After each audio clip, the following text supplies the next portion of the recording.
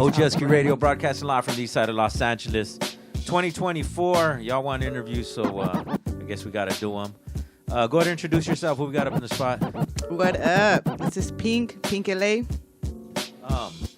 Where could they find you or get in contact with you? Let's start with that first. My Instagram is at FuchiFace. It's Fuchi_face_.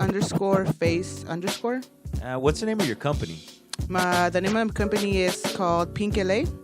Why Pink LA? What is Pink LA? Pink LA is a brand that stemmed out of my graffiti life. I've been writing pink for a long time, and I've always repped LA. So how did you get the name Pink?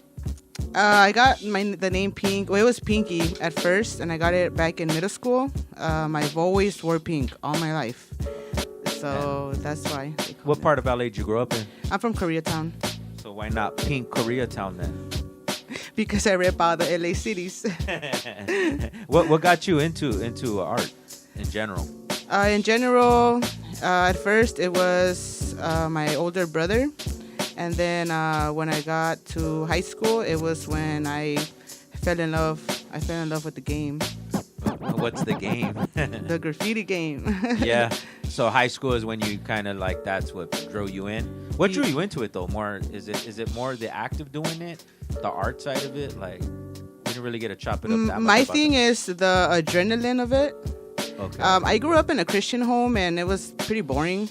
Oh. And so the first chance I got to rebel out, I did, and that's kind of what I went for, man. Being in the streets and the feeling of hopping in somewhere, or doing a hot spot and getting away with it, and it was pretty dope, especially being in high school, and then the next day your high school homies like, yo, I seen you up, and you're like, I was like that little cool girl. So then your brother gets sent to prison. Does that affect your art in any way? You know what? I feel like if he would have been around all those years, I think that my skill would have been much better, much quicker. Okay. But so all the people that I grew up with painting, we all learned all together. So. Oh, so you didn't have like a mentor. As you're doing it, you're learning. No, I didn't have a mentor. No. What do you classify your art as? I want to say street. Yeah. Street art. So when did the transition, or what made the transition to that you're doing the street art to like, I could make this a business and make my clothing brand? So when I had my child in 2019, I had to stop. Obviously, everything kind of slowed down with me when it came to being in the streets and painting. And so, I ended up leaving to Texas. And when I came back, it was like I had to come back to myself, basically. So I had to think about it, like, what am I going to do to be able to still be creative and, like, still pull that out of me, because me not being creative or me being stagnant, it's like I go into a deep hole and it's hard for me to get out of it. So it was like, no, just my mental health, everything. I'm like, so I can't be out in the streets and I can't paint in the streets because I have a kid to take care of.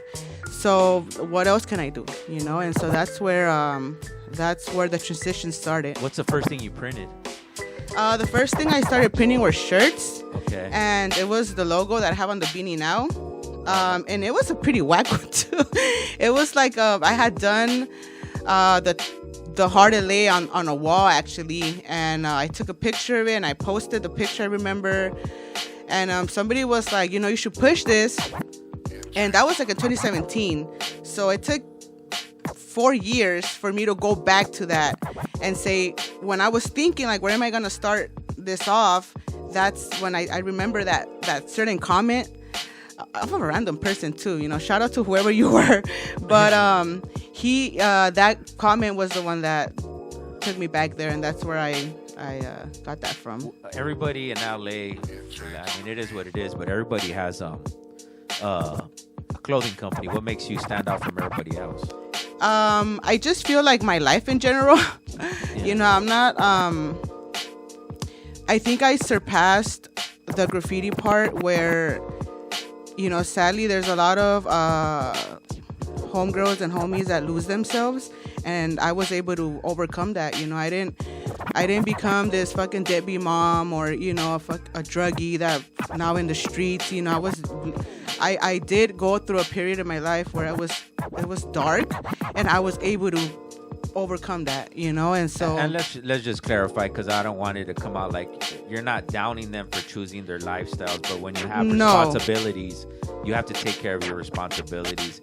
And fortunately or unfortunately, the people that are successful in the street aspect of it don't necessarily elevate themselves to take care of those responsibilities. And I just want that to be clarified. The graph life can be very tricky, because it runs next to,